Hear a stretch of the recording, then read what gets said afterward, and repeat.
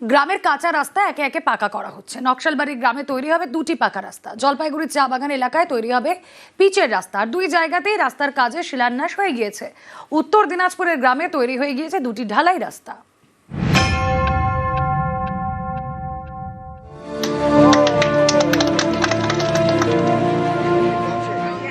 শিলিগুড়ির নকশালবাড়ি, এখানকার মনিরাম পঞ্চায়েত এলাকার নেহালজোত গ্রামে তৈরি হবে 2টি পাকা রাস্তা।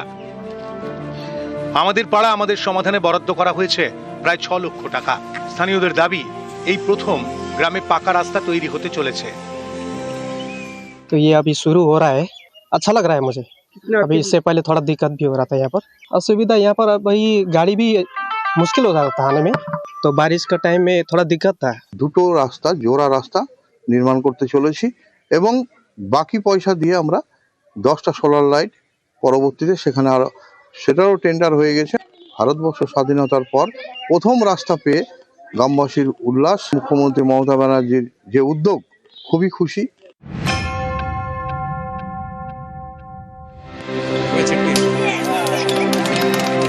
জলপাইগুড়ির মাটিয়ালি, এখানকার সাতখাইয়া চা বাগান এলাকায় তৈরি হবে পাকা রাস্তা। পথশ্রী প্রকল্পে বরাদ্দ প্রায় 30 লক্ষ টাকা।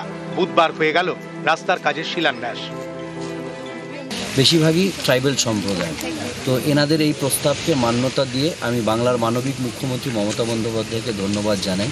1400 মিটার লেন্থ আছে আর টোটাল 30 লক্ষ টাকার মতো এখানে ধরা রয়েছে। এই গ্রামে যারা বসতি মানুষরা সবার সুবিধা হবে।